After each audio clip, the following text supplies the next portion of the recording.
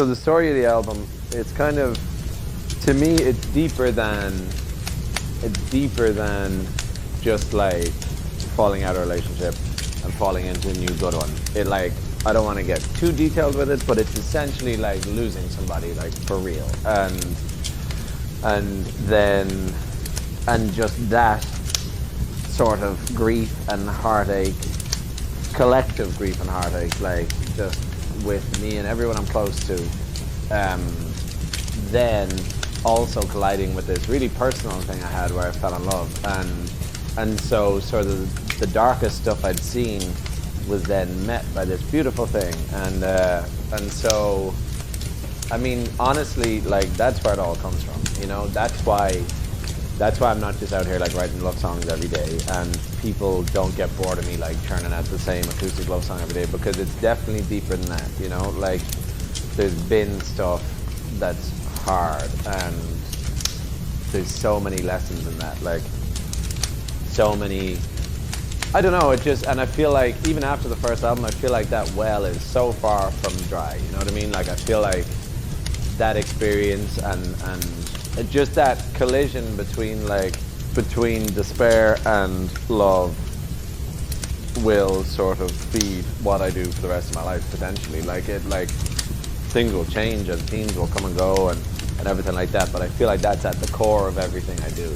And if things had been super easy, and if I had sort of like blown up when I was 22 and fallen in love and all that stuff, I think I'd have a way more boring catalog. Like honestly, I think I would be like faking it essentially. And so the album just contains everything I've ever been through, and it moves through that story. At the beginning, it's all just about like super carefree love, like as if it just couldn't be any better, and life is beautiful, and then around like tracks 4 or 5, there's this like change, and it's just about losing somebody, like and like really losing somebody, like someone you cannot see again. And then those songs are about just dealing with that, and something you maybe never thought you'd have to experience, right? Like you maybe never thought would come your way. And so there's that part in the middle of the album where it's just about like grief and holding on essentially, and then towards the end of the album there's this resurgence of hope, and to me that was personally, like for me, that was like falling in love and coming to terms with the fact that like both are important in life, you know. I feel like I like the fact that the front of the album and the back half of the album are both about being in love, but the second time at the end is it's just a more sort of learned type of love. It's more, it's got a bit more to it. And so, yeah, I don't know, there's just something, I think it's a deeper type of thing because it's seen the darkness through the middle. And so rather than just being like the first few songs of just being like, oh, everything is gorgeous, blah, blah, blah. It's like this thing of like, no, you can really have someone's back and someone can look after you and someone can save somebody. And it's just a deeper type of thing, I think. So the album goes through all of that, yeah. I think with me, with the sound of what I do, I always wanted to mirror what I'm saying. And obviously that sounds like a potentially kind of basic thing to say, but like saying After Rain, when it has the "you won't go lonely" at the end, like that to me is me saying that to everybody around me, you know. Like I was talking to somebody recently about how we all have our friends, we all have our family, we all come from where we come from, and so if you do what I do, you're probably the only person in your community that does that, at least at home. And so I was talking to someone about how you're essentially the voice for your group. And so when I go out on the road, or if I'm in the studio and I'm writing these songs, I see myself as the creative and the person who's happy not to carry burdens, but to sort of put into words how we all feel. Because like, you see it with loads of, like, Sam Fender's a good example. Like, you can imagine a lot of people don't talk up there, like young guys especially, and he's right there, like he will talk. And so I think it's interesting to sort of take that responsibility and use it to be a voice for everybody. So when I say You Won't Go Lonely, that's me talking to my family, my closest friends, everybody I will do my best to look out for in life. But that song is like this winding thing, and then it opens up, and so the musician in me, I just need that to be huge. I really do. Like, and with the song Without Fear, it's like I need that to sound like a raging ocean, because it's like that's what it is. It's the culmination of any way I've ever felt. Like if that song, and so, but then also like I wanted to mirror what I'm saying, but I also don't want to discredit myself as a musician, like because I really am in there making that happen. And even as someone who isn't like a virtuosic musician, I always know what I want, and I feel like not, like I said, not being 20 or 21, I feel like I can just put my foot down in studios. And now it's different now because I work with people who know what I'm like and stuff, but like back in the day you do have to fight your corner a bit, or else some producer will make your song sound like some washy pop hit, you know. So like if you're trying to make something that sounds powerful and sounds unique, it takes time. But like I said, with the lyrics, the way it goes from deep despair to great elation and love, I wanted the music to be that dynamic and be that different throughout the project. So I want songs that are so delicate and so pretty and pleasant and gentle. And then it's probably got to do with the hip hop fan in me too. I want bits that just like take your head off, you know. And it's so, nothing is worse than half-assed instrumentation. Nothing is worse. To me, I learned a long time ago, like, if stuff isn't hitting right, just take it away. Like, because you see it with Springsteen all the time. It's like like all you need is a guitar and a vocal, and it can really, like, really be a powerful thing. So unless it needs to be there, don't do it. So, like, to me, people probably think I spend a lot of time on lyrics, and I do, but like, if the music doesn't match it, it's a waste of time, because it'll get lost and it won't be as good. And they really need to live hand in hand, or else again you'll be something that people have seen before, you know. Like I want to have music like Explosions in the Sky that makes people really feel something, but also I want to have that combo of that music, plus I want to voice my feelings in a way that a lot of people can relate to. Yeah. I feel like there's like a more sort of charming poetic answer, but honestly it's often the music that comes first.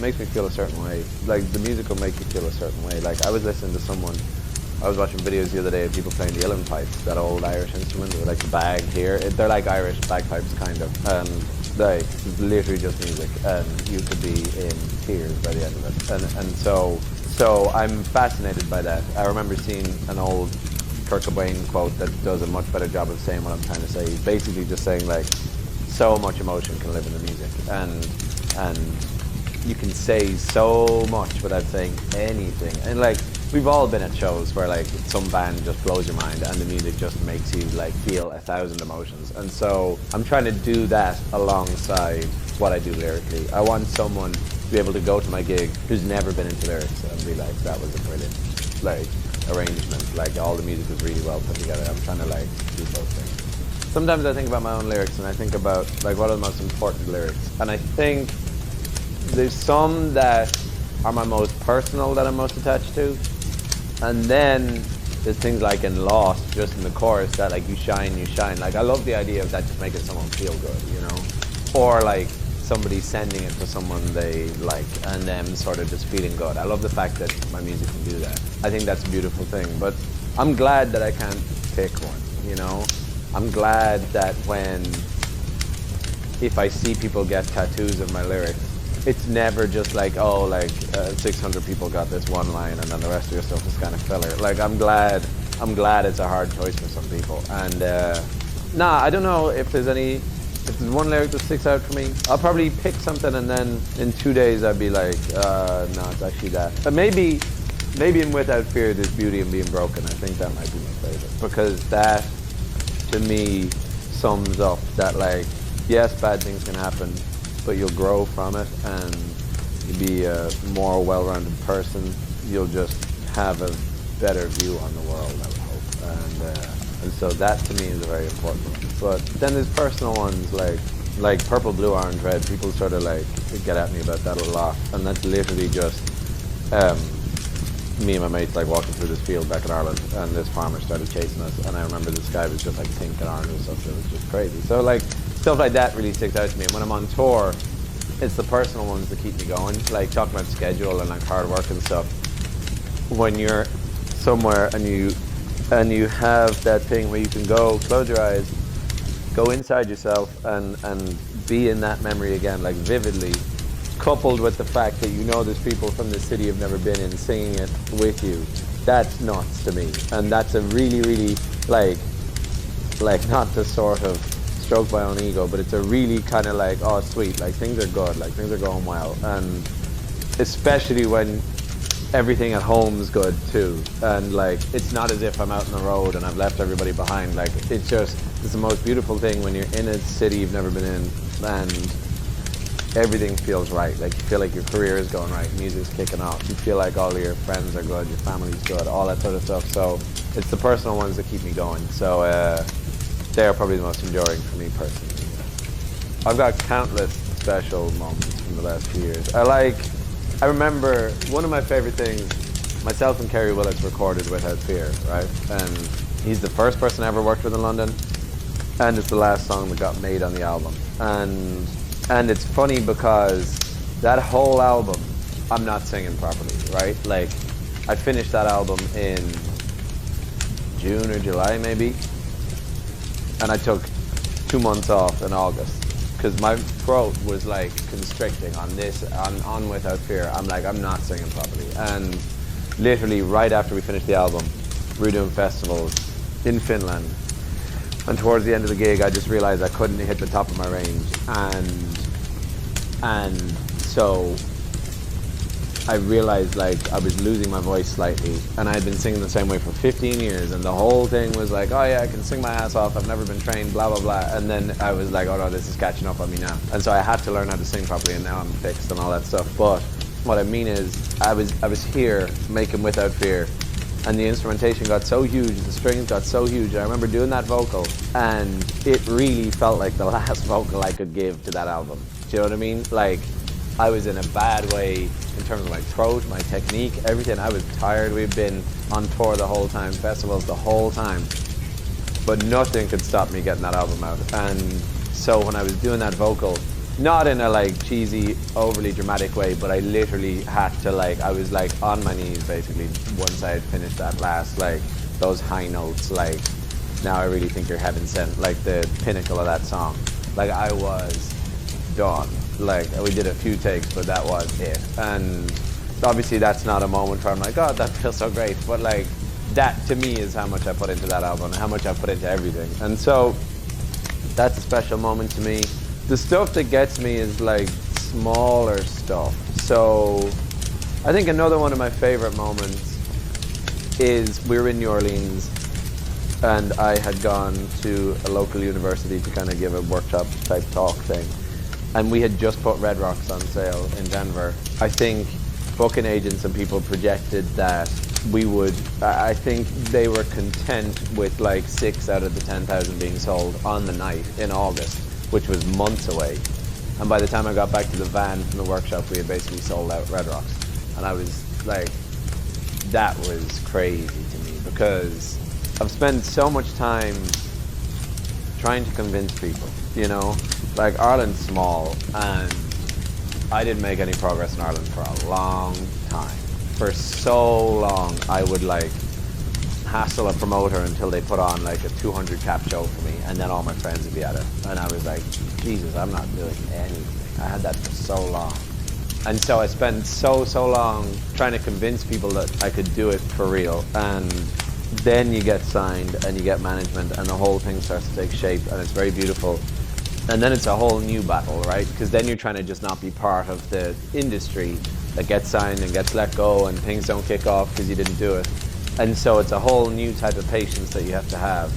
But it's a bit more urgent because you're like, okay, this is my moment now. Like I have to do this now. Like I've been given a chance and all that sort of stuff. So when you do things like sell out Red Rocks and do things that you dreamed of doing, it goes a long way towards being like, all right, I've convinced people, you know, like I'm actually doing this properly now and no one can say I'm not. And things like that are big for me. Red Rocks was big. I'm trying to think. See, like I'm very lucky in the sense that like I'm sifting through a lot of very special memories. Yeah, when we came off stage at the 3 Arena in Dublin last year, that was a good one. Me and Mihal, the drummer in our band, we just kind of had a hug after the gig, and it was this crazy thing where we were both blown away by it, but we both knew it would come at some stage. Like, no one's known me longer in music than he has. Like, we've been doing that for 10 years. When I was 17, I went and we played in his attic for like 6 hours, him just playing the drums and me on the guitar, and we were just playing because playing is a good thing to do. And that was a beautiful moment because we both dreamed of that coming for so long. And when we got on that stage, and there was like 13,000 people, it was in your hometown, it was like, we both felt comfortable, you know, we were blown away, but we both knew that was meant to happen. And so that was a really special moment. And like, in this industry of like stuff blowing up and moving on and things becoming sensations and then not being there, I'm trying to be the anomaly in that constantly. I'm constantly trying to be different. And so that means when things don't move as fast for me as someone who's having a hit all over the world, whatever it is, I gotta be patient and take some comfort in the words of like Jay-Z and Bruce Springsteen and all these artists who say it takes time and that you have to do something different and you gotta do it on your own terms. And I'm like, no, it will be okay. You just gotta, and you trust in the listener and you trust in the way the world is set up and that people will actually care about stuff like that these days, because so many things come and go. But geez, if anyone's able to be patient, it's me, you know, because I spent enough time with nothing going on, like nothing. So now that I'm doing stuff for real, I see it, I do believe in fate to a certain extent, and that gives me comfort too, and that means I can just stick to my guns the whole time and go through the journey the way I think I should, and everything will come right. I think it will. It just takes time. There's a lot of funny shit happens. We were talking about this the other day, like, often in interviews when you're going around, people will be like, what's the craziest thing that's ever happened on tour? And it's like, we don't necessarily have crazy stuff. It's just constant, stupid shit. And like, there was this one time, we had a photographer called Jesse on the road with us, and we were in Paradise Rock Club in Boston. He annoyed us in some way, so we put him in the fridge in the dressing room, and he had to sit in the fridge. And it was one of those old ones with like the glass front on it. And he was far too comfortable in there, and we weren't necessarily getting the kicks we wanted from him being in the fridge, and so we tipped the fridge over. So he was like facing down on the ground, and then we picked it up, put him back, and obviously he leaned forward onto the glass, and then he started like screaming, and we hooshed it up real quick. But they're like 2 layers of glass, and he had shattered the first one and was about to go through the second one, and so who knows what that would have been like if he went like shattered that glass and went through it. It could have been so bad. And so it's just kind of stuff like that constantly. And then it was fine because it was Boston and the guy who owned the venue was from Dublin. And so as long as I took a picture with his daughter, he didn't charge us for the fridge. Yeah. that like, yeah. Sometimes I think about that quite a bit. I think people think I walk around just like slumped shoulders, like feeling sad all day. And I literally feel so free and silly in life because I get it all out in the music. Do you know what I mean? Like, I don't carry that stuff around. I do, it's always with me, and I am a serious person, and I am a thoughtful person, but I don't know. I don't feel like that type of guy.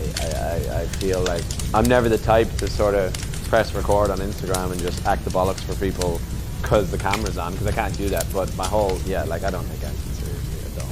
I don't. Like, it's a mix of being so serious and be willing to do anything to be the musician and the artist I want to be, and that is the most serious thing in my life, coupled with just complete silliness. Like, I feel like, I don't know, you can't take yourself too seriously, you know? Like, I take the music and I take the whole journey so seriously, but in terms of my own character, like, it's just fun, you know? When you say that, like, about the first time we met and me meeting you and Louis at Serafina in Manhattan, and like my parents came over for that show in Brooklyn. When I think about that time, like, it was really sunny, and like it was just that moment where my music was like starting to sort of get going, and people started to pay attention and stuff. And like that, like meeting with people and record labels, and like, oh, your career's about to happen.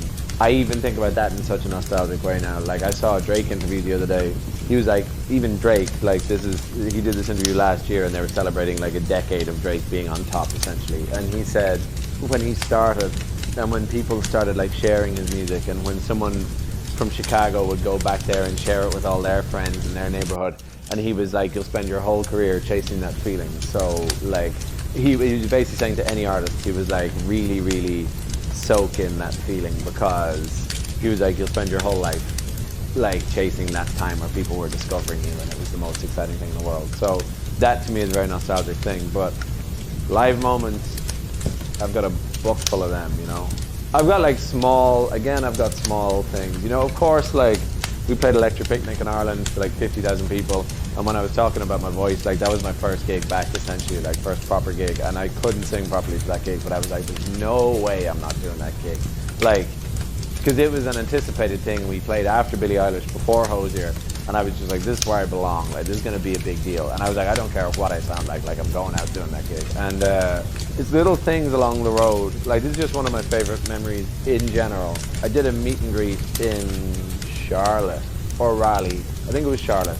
I was doing the meet and greet, and this guy came up to me and like seemed like super normal guy, like just had a cap on, t-shirt, by himself apparently, I don't know. Those tickets aren't cheap either, so it seemed like whoever he was with, maybe he was like, I'll go do the thing because I have to go. And he gave me this letter. It wasn't like put together beautifully, it was just like, it was on like normal paper, it seemed kind of messy, but there was a message in the letter, and it was so sincere and so real. And it talked briefly about how much my music had helped him, and I didn't get to see it till after, but it was just a really, really, really nice letter, and it was a very powerful thing.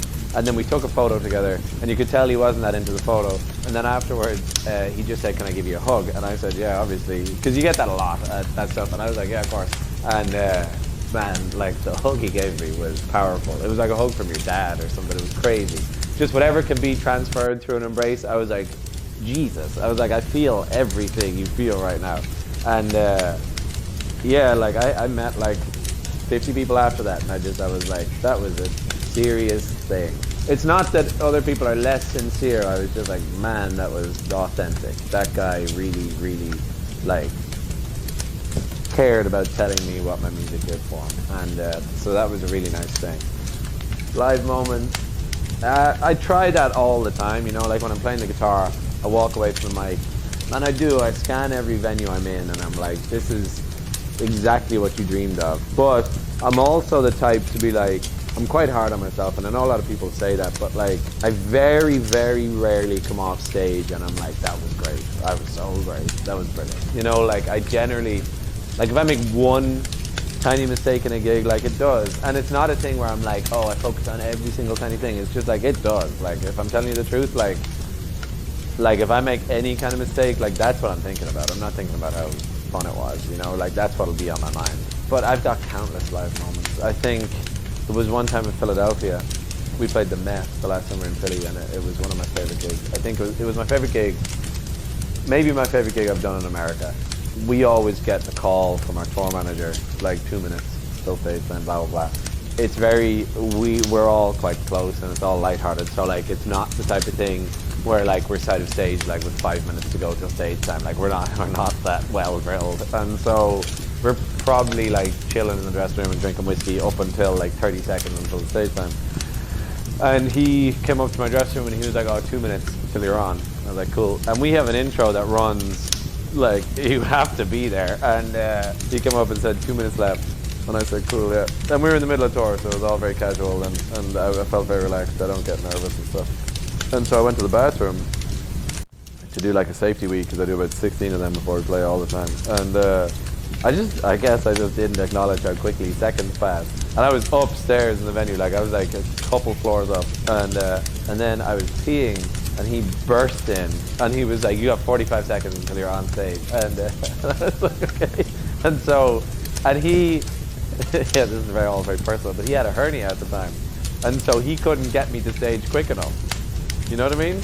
And so I was faster than him, but I didn't know where to go, so I just had to follow him. And so we legged it, and the lads were side of stage, and literally sprinted onto the stage and sang the first line of the gig, and the lights came up, and I, like, people in Philadelphia that were at the gig at the Met, like 20 seconds later I was elsewhere in the venue, and or 20 seconds earlier, but the funniest bit was, like, we literally have a countdown in our in-ears being like 10, 9 to the first line, and in that time, like, the most rushed we've ever been, Mihal, the drummer, still tried to trip me up when I was walking to my platform. He still, like, stuck a leg out and thought he could get me. We were at like 5 seconds, and I was just like, that is the whole thing summed up. Like, and as soon as the gig starts, then it's dead serious, because that's what you do. But, like, yeah, around that, that's why I love the touring environment so much, is that, like, our touring environment is that it's just, the gig is sacred, and it's the most important thing in the world, and but past that, just no one get ahead of themselves, and no one get too caught up in themselves, and just look after each other. So that's one of my favorites, that he still wanted to, like, sort of act silly, even though it was very stressful. It's probably different now because more people would know who I am, but festivals are some of my favorites because they remind me of playing in the street. Because when you play in the street, when you start, nobody cares. Nobody. Like, you see people take headphones out, listen to you, put them back in, and continue on their walk. And you're like, oh wow, that's an audition I just failed with that person. Because I see everybody. Like, and that's still something I do today, and I think that's from busking too. Because you can be busking and, like, you scan the street, like, you get to know every single face and everybody who's there. And I do that at shows too, like, I know everybody. And so festivals are like busking in the sense that someone can be walking past the tent and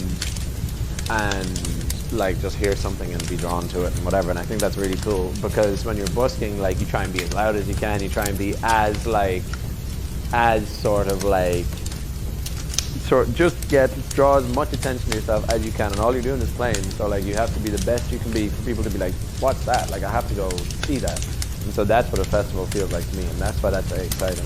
With my fans, it's never the type of thing where it's like, oh, I'm in LA, so I gotta be like this. I'm in Germany now, so it's gotta be like this. It's like, just similar to what we've been talking, in keeping with what we've been talking about. It's like, I'm trying to do something unique from the start, and it's not intentional. It's not me being like, oh, it has to be this because that's cooler and blah, blah. It's just, that's the way I am. I cannot pretend. I can't. And so I'll be the exact same if I'm doing TV in Germany as if I'm doing a gig in LA, because I can't pretend. I have spent enough time saying, like, this is the way it is. If you like it, great. If you don't, I'll still be okay, because I was okay for 12 years without anyone caring. Yeah, I mean, I'm just glad to be away from the piano, honestly. Like, I still write on the piano, I still play piano, but I was nervous whenever I was playing it live, definitely. That is a good example of how determined I was to control everything when I started music. I'm such a bad piano player, and if someone had suggested getting someone in to play, I would have been like, nah, it has to be me, like, no one plays it the way I play. and I was just stubborn in that sense, because even though I'm not good at playing, it is true that no one plays it the way I play it.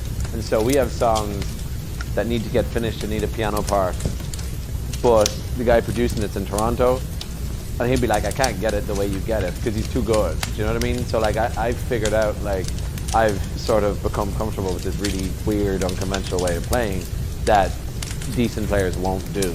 And so that is why I play piano at the start. And no one really plays it the way I play it, which is just this awkward way. But everything is an ingredient into the final thing. And so the way I play piano, it does add to why people feel a certain way when they hear my music. Like, it really does. If you're in Abbey Road and there's some guy next door and it's like, oh, he's an amazing pianist, he can play it. You do too much of that stuff and you'll end up sounding like other people, because it'll be too polished and it'll be too perfect, and that's just the way it happens. So, like, to any, like, young musician, it's like, if you play a certain way and it might not be the best, it's like, stick to it. Like, if it adds to the way you sound, keep doing it. Who cares? Like, yeah, I think you have to you have to know that everything you do all adds up to making something unique.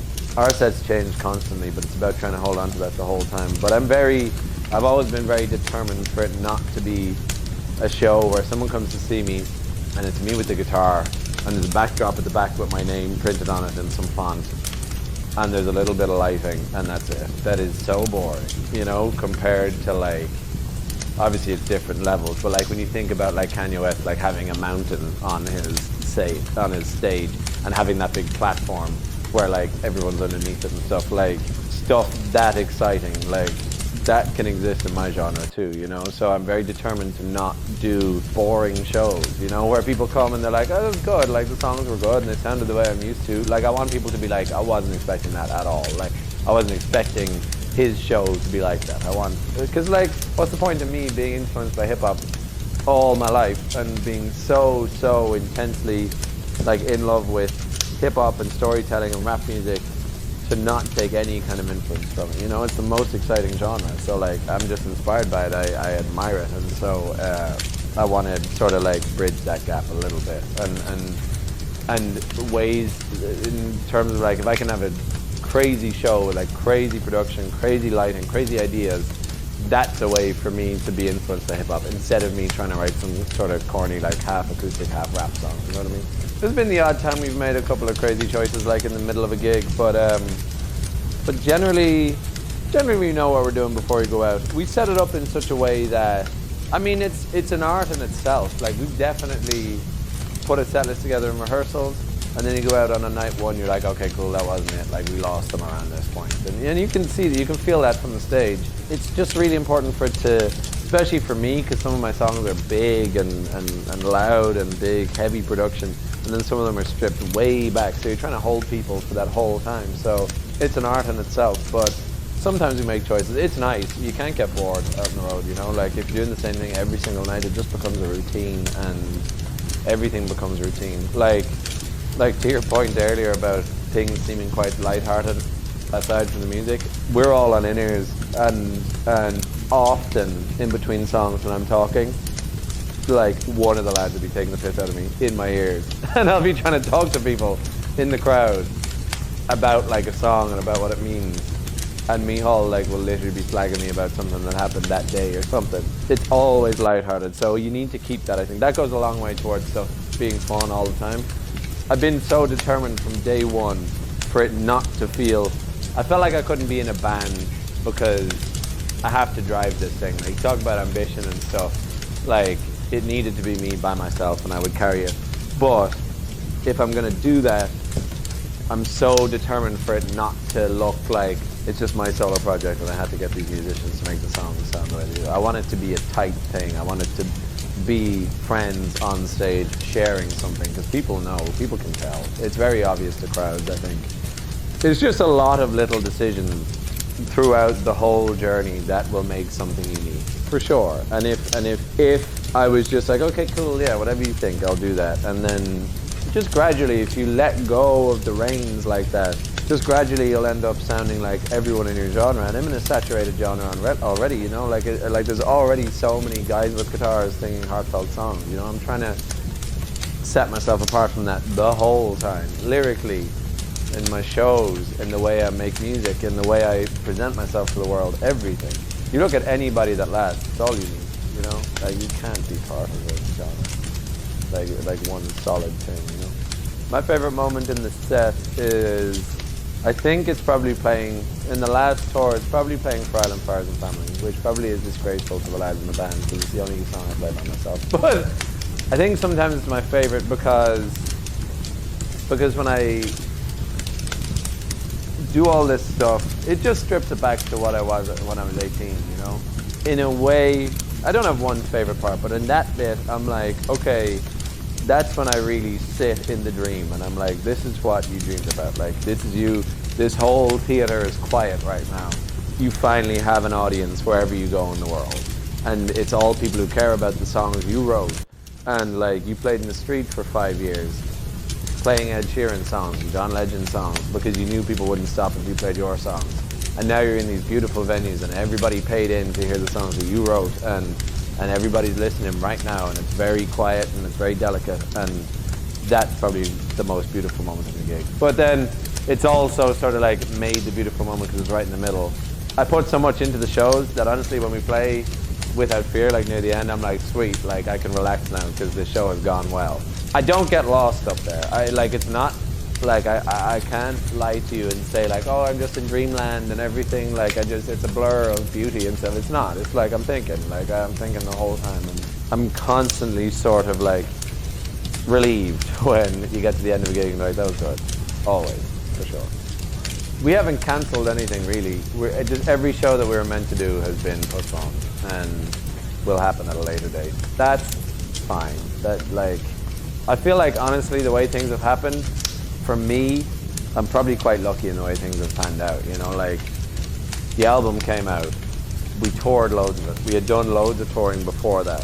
This probably kind of came at a good time for me to have a break. You know what I mean? And I've done interviews recently where people are like, what have you been doing with lockdown? It's like, I've been like relaxing sometimes, you know, like I have. And so that took a little bit of time, you know. Before I had a career, I had this really idealistic version of what it would be like when I did have one. And I thought like, oh yeah, sweet, like I'll go to Iceland, make my album for like 8 months and blah, blah, blah. And it's like, it's not like that, right? Like these days you gotta, like it really takes a lot of work, and it's quite, not urgent is too strong a word, but like stuff is pressured, and you just have to move a certain way. Throughout lockdown is the first time I've kind of really felt like an artist. I'm like, this is my career, like I get to take some time and I get to write every day, and it gave me time to look back on all we'd achieved and everything that's happened in the last few years.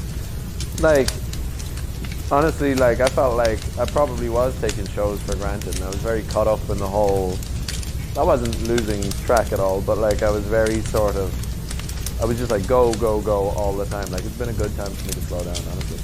First album was always going to mean a lot to me, obviously. Like we talked about that, like your whole life is going to go into that. It's going to be a very meaningful project, of course. And then I can imagine what could potentially happen is you get a certain degree of success off the first album, touring, and then it's like, okay, you got to get that second album done. And I can imagine it's quite hectic. And you hear like artists throughout history talk about it. It's like, I had only been in hotel rooms and on buses for the last 2 years, so what am I going to write about? On your first album, you write about when you were a kid, you write about your relationship with your parents, you write about everything you've ever been through. And second album, so many people talk about like I had nothing to really talk about. The way this has happened, it makes me feel like when, like before I had a career again, you know, like when I was 18 and 19, and if I wrote 2 songs in 4 months, that's fine, because no one's listening to them anyway, you know what I mean? Like that's where I was. It gave me time to make the songs as meaningful and as perfect in my own head as they could possibly be. And so in a way, this extra time I've been gotten, like in a kind of a selfish, like only thinking about myself way, I'm like, it feels almost serendipitous to an extent, because it's like I've got this extra time now to make this second album mean just as much as the first.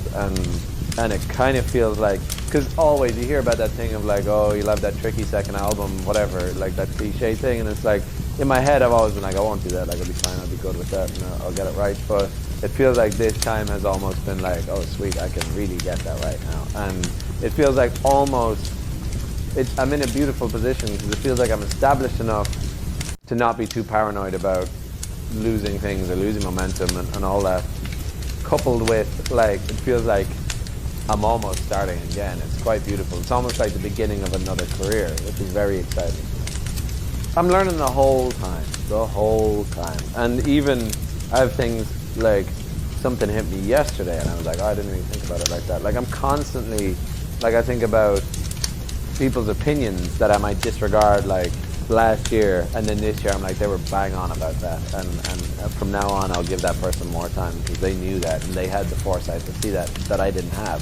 So like honestly as well, I would say to any like young musician is like, be super careful, of course, but like being incredibly guarded isn't always the best thing, you know. Like there are experts in the music industry, and there's people, experts are not a nice word, but like there are people who just fucking love music and just wanted to succeed and grow. And so like if you get the right team around you, it's a lovely thing. Like you don't have a team to just ignore everybody, you know. You got to be a it's got to be a collaboration. I think it's a good thing, because sometimes, and I was there, because coming up in Dublin, I had so many people being like, don't do anything, like don't ever do this and don't ever do this. And it's like, relax, like let things take their course. Of course, don't do anything silly, but like you're gonna find people who can really bring something to your project, you know? In the past, like we were talking about already, sometimes in the past I have been like, oh, this is going really well. And people like me because of the songs I make and the way they might feel when they listen to my music. But it's like, people don't really know me, right? Like I'm a pretty, like there's a lot of silliness there. And I cannot turn that on. It's not a thing where it can be like, oh, I'll put something funny in my stories. Because it's just like, it happens, you know? Like, and that's the way it is. And like, even when I'm at places, like, if you're in beautiful scenery and stuff, like I'm never the guy taking photos, because I'm like, it's in my head and it's part of your story anyway. Like I don't keep wristbands from festivals. I don't keep backstage passes. I don't keep things, because it's like everything is temporary anyway. I don't keep things from shows. I have keepsakes and stuff, things that are important to me, but never am I like, oh, you played Radio City tonight, you got to keep that like backstage pass. It's like, it happens, you know, and it's not in a pessimistic way.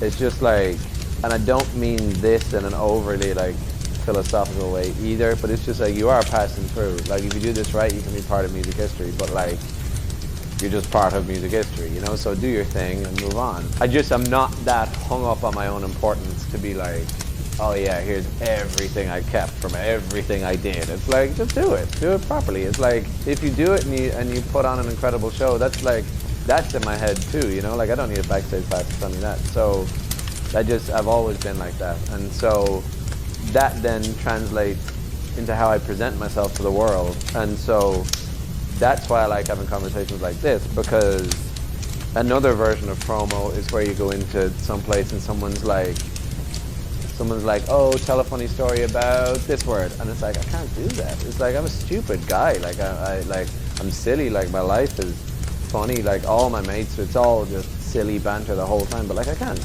pretend, you know? Like I don't know. I'm in awe of some people who can do that shit, and I don't mean in awe in a good way. I mean, I can't believe it, because I like, it just kind of, it's crazy to me that you can pretend. And so it might take a longer time, but people can tell you're for real, I think. Like if you blow up because people think you're funny on the internet, it's like, it may not last very long, you know? And so, yeah, like I've had stuff in the past where I'm like if I post something on Instagram because something funny does happen or whatever it is, you can see that reaction. You're like, oh, people are into that. I don't know. It's just, I guess, it's the industry and the era that I exist in. That's something I've got to be conscious of, and it does exist, and it's beneficial if you use it well. But I can't fake it either. I just can't. And so if people get to know me, that's great, and they'll realize I don't take myself too seriously ever. But I also can't jump on fucking Instagram and retell a story about something that already happened. I just can't. I'm not the guy to be like, oh, I hate social media, it's so bad. It's like, it's cool. It's a place where your fans hang out, you know? Like, I got into the habit while I was over there, especially when everyone in Ireland who I was talking to would go to sleep, and I'd still be working on stuff. I'd be in the studio and I'd just go live on Instagram, and it was honestly, like, kind of nice, because it felt like you were talking to friends, and it was really cool, because, yeah, like, I was out there by myself, which was equal parts amazing and kind of weird sometimes. And so it was really, really nice just to hang out with people. So like, I'm well into it as an idea. Like that was nice to me, and I'm so available to people, and I want to share stuff with people. But yeah, just like I really do see the benefit of it, but it's just only when it feels right. Yeah. I feel like people will get to know me over time. You know, like. Whoever I am truly will come out. And also, like, we're all artists. Like, we live in this age where it's like, literally, I had this for breakfast, now I'm doing this, now I'm doing this. It's like, what's Frank Ocean doing? You know, nobody knows. Like, because it's cool. Like, he's focused on what he's doing, and like, you don't need to share every single bit of your life. It's crazy. Obviously, we ran away from tour urgently. Like, we were in Grand Rapids in Michigan, and we were kind of keeping track of the news.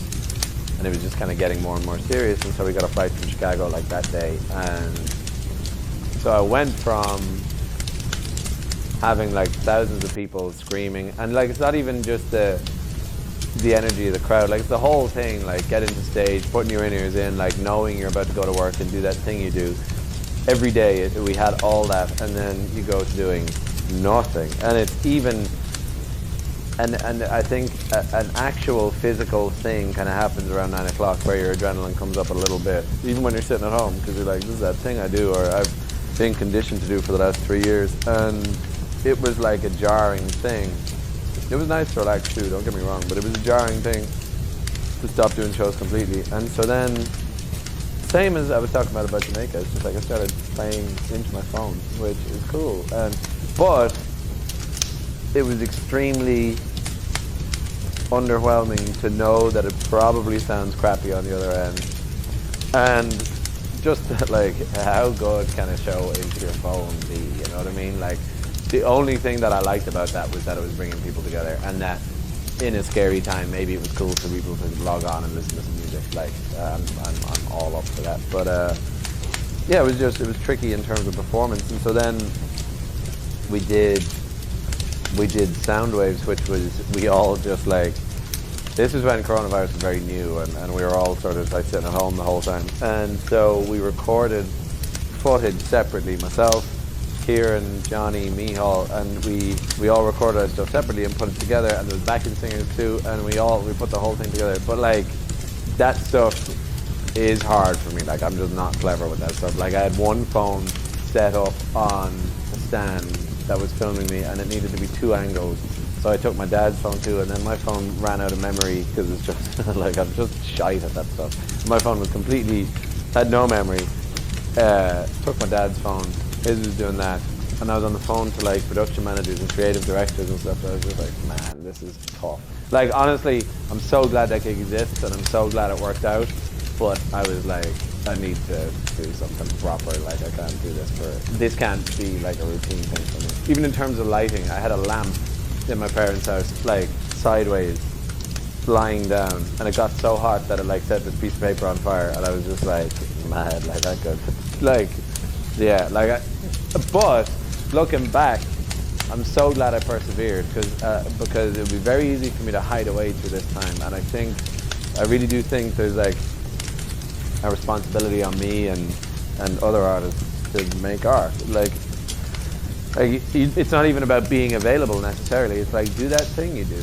Like, it's like, even in recent years, a lot of art is so kind of, I feel like stuff has lost meaning. And so a time like this, it's like, you think about artists like Bob Marley and Bob Dylan and Nina Simone and artists like that, it's like, you sing through difficulty, you know what I mean? Like, you make music, that's exactly when you should exist. So I'm glad I persevered with stuff like that, and I'm glad I've done so much stuff throughout lockdown, because for that reason, and also I'm just too determined to let whatever momentum I've dug out slide, you know? I don't want to literally have to start again when we come out the other side of this. I want to be higher up than I was before. And so, but then, yeah, so then we started talking about actual shows we could do. Yeah, we started talking about the Natural History Museum in London, and it just became a very real thing very fast. And it was beautiful because, like, I remember Pete, our production manager, was like, we're trying to figure out how to not make the transition between songs awkward. And I was like, that's so fine, like, that will be fine. It's like, you spend so much time in studios making every note perfect, every single thought perfect. And when you're on tour, inevitably some of that stuff gets lost, or it's not recognized, or it's not out there. Whereas, like, we're about to do a show where every single note will matter. Like, how cool is that? Like, every single thing is heard. And I loved that. We also got to work with Paul Mescal, obviously, and that was really cool, because talking about like how I can't pretend on social media and all that stuff, I also, everything I do exists in the music. Every emotion, every feeling, every sort of like, all my ambition, everything lives inside of the music. And so, like, I've been on so many music videos where music directors are like, can you just give us more of this? And it's like, no, like, I did it. Like, the track is playing, and that's where I did that. So, like, I can't pretend now.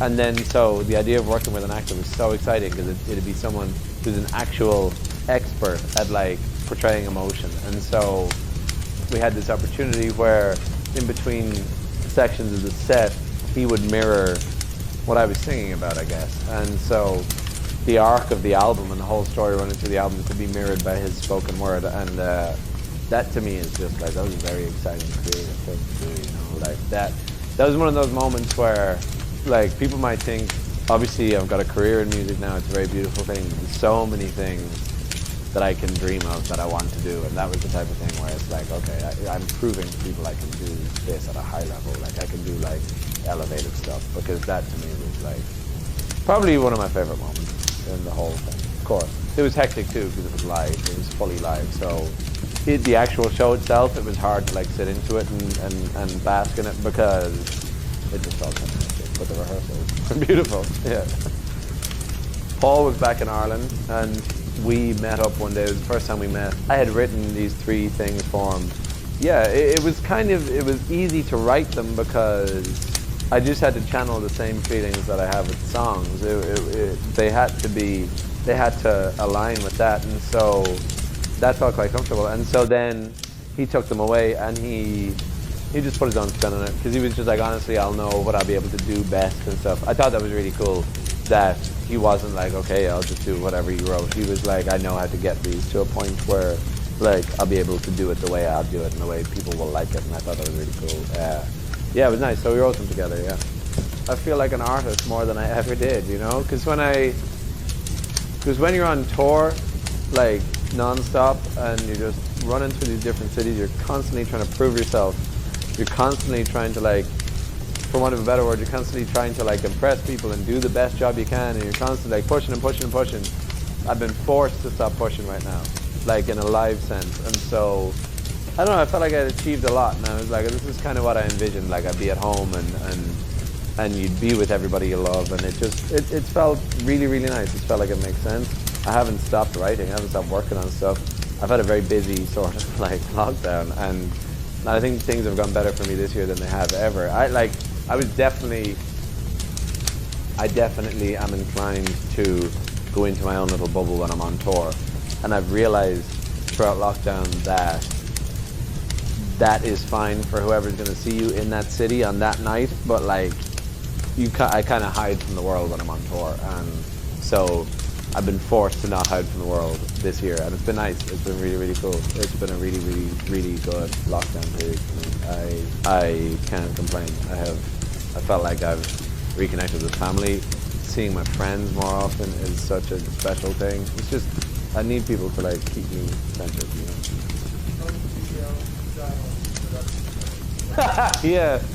Yeah, I did that.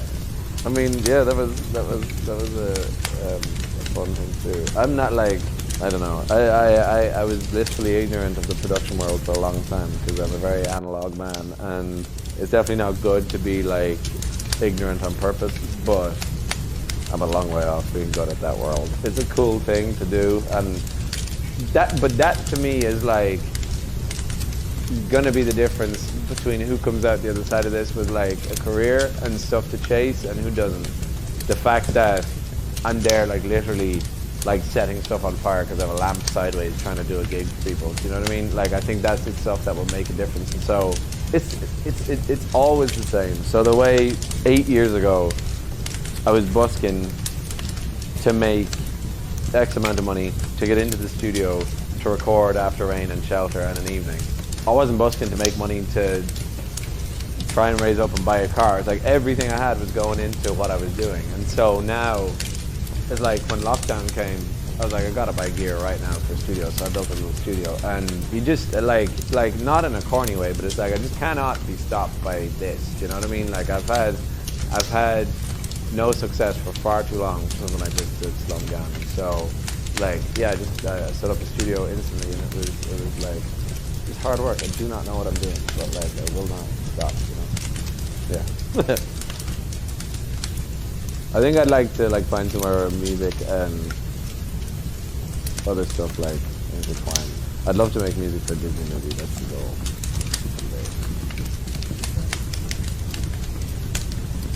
Yeah, I would do that. Who would I be? Not who would I be, but like what type of animal would I be? I should have been in Brother Bear. That passed me by. Yeah. Yeah, that new Jungle Book was very good. I know the guy who put the hair on Baloo for the newer Jungle Book. Like he gets sent like this crazy 3D outline of Baloo, and he like slowly puts hair on it. How crazy is that? I was a wise man in the nativity play. Yeah, I was one of the 3 wise men. I spoke at some mass, and it was about the angel Gabriel, and so that was part of my speech. And you know Gabrielle, she had like that hit at the time, and so that was the only way I knew how to say that word when I saw it on paper. I could say the angel Gabrielle, and it was a disaster. I hated talking on stage, like hated it. I won the school talent show when I was like 11, and I was the first year, so I was like new to the school, and it was a very intimidating thing. And I sang Don't Look Back in Anger by Oasis, and I won the thing. And then I got back on stage, sang it again, and then obviously one of the things was like you get to do a second song because you won. And so in between the first and second song, they were like, oh, say something, and I was like, no, like I'm never talking to a crowd. That's why like I was drawn to like Kings of Leon and Mick Flannery and artists like this, because they just did it, you know. But obviously like I'm very conscious. It's quite a nice thing that talk to crowds and talk to people and stuff. So I do like it. So I was really like I was trying to find myself up on stage.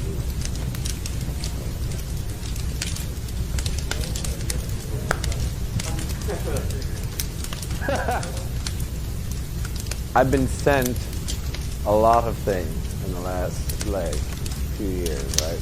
How do you feel about potentially jumping on this and jumping on this? I've just always said no. I've just always been like, nah, this has to be perfect when it comes along, and this has to be the right thing. And then I got sent Paradise, and I was down the country in Ireland. I was down in Kerry, and I was listening to it in the car, and I was like, this is a great song. I think with lockdown and the whole pandemic, I think I've just been like, it just changed my perspective on stuff. And so when I was in the car, and I was like, this is great. Like, why wouldn't I do this, you know? And fast forward to me doing the vocals for it, it's also the type of thing where like they've had a bunch of success.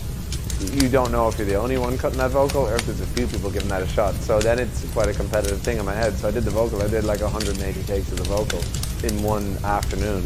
And similar deal, like that's me on Logic, like trying to figure stuff out. And I was on Skype with them, and they were listening. They were on a link, like listening to everything I was doing, and did like 180 or 90 or something, and just plugged away at it. And I'm so glad it exists. And it was such a beautiful thing to see how my fan base received it, because I'm conscious of progressing, but I'm also very conscious of not sort of isolating someone who's been with me since the start. But to me, it's just like, it's just music, right? Like you get stuck in your own genre. How boring is that, you know? Like it's a fun song to sing, and I don't want to do something meaningless either. So I felt like whatever my music might do for people, I felt this song could do for people, right? Especially now, like this song that sounds so kind of sunny and beautiful, and it's all about paradise, and it's like, a lot of people are quite far from that right now. So I just, if you can inject some of that into someone's life, I was just up for it, you know? It just felt like a good thing to do. They'd done the remix of Power Over Me, obviously, so yeah.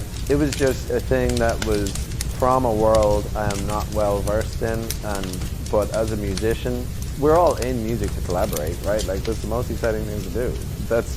I did a day writing the other day with Guy Garvey from Elbow, and so that's why it's so exciting to me to make progress, because he actually knows who I am now, and that type of thing. A huge thing, a huge like chip on my shoulder is like getting people's respect, for sure. So when it comes to like collaborating, just even on like a human level, if someone reaches out like Medusa and they're like, can you try this? Like, we'd like for you to try this. Like, that's very flattering. If someone like wants your voice on something, that's cool. So I was game. I've been a fan. Yeah. No, I've been a fan of Bugsy's. One of my best friends sent me his song, Facing Time, 5 years ago, I'd say, and I listened to it, and the first verse in that song, I told him, the first verse in that song is one of my favorite verses in hip-hop. The first verse of Facing Time by Bugsy Malone is like one of the best I've ever heard. And again, like we talk so much about things being unique and stuff, I was just like, in hip-hop, which is also such a saturated genre, that was unique to me. I was like, I haven't seen anything like that before. It seemed like it's so much charisma and so much passion. I was just so drawn in. So I've been a fan for a long time. So when he reached out for me to be on his song, I just said, yeah, I hadn't heard the song. I was just like, yeah, I am in for that. Because I'm a genuine fan of his work, and we spoke over the phone, and it was really fascinating because so often now artists are like, they would say like, you just got to bring music out all the time, and it's relentless, and you constantly have to be doing something, and you can't hide away. And he was talking to me about how he, after his last album, not that he was going to call it or retire or anything, but like he didn't feel compelled to make any music. He was like, life's good, like my people are good, my family's good, everyone's looked after, I'm good financially, things feel good in general. So he was like, I'm not like desperate to make a new album. Like he didn't necessarily have a ton of stuff to draw from. And then he was in that accident, and he said it was just such a life-changing moment that he just had so much to talk about instantly, and everything changed, I guess. And he was basically had such a near encounter with death and how fragile life can be. So if that doesn't give you songs, I don't think anything will. So it was just very cool to talk to him. And whatever, the fact that I was a fan before I spoke to him was just like tripled after speaking to him, because I was like, oh, you're an actual artist of substance, and you talk about your life in your songs. I thought that was really cool. But yeah, no, I'm happy to be a part of it. To be honest, those are his lyrics, and so that was the thing for me. I was like, I'm not going to do this without, that's his message, right? Like when it sings like night night to my enemies, like that's, so much of the song is about the fact that when he did fall and nearly passed away, there was a certain percentage of people sort of like took some weird sort of joy in that. Not his potential passing, but like just the fact that he had been knocked off. Like people were like happy that that happened.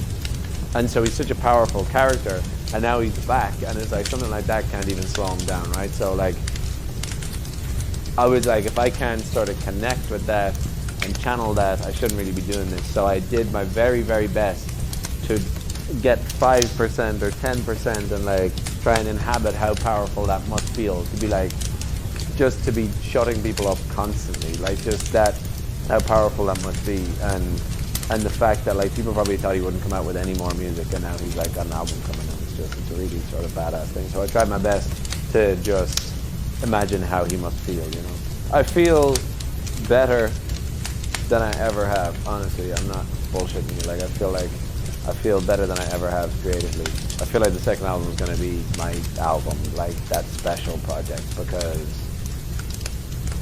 there's this thing where in the past I could do a day in the studio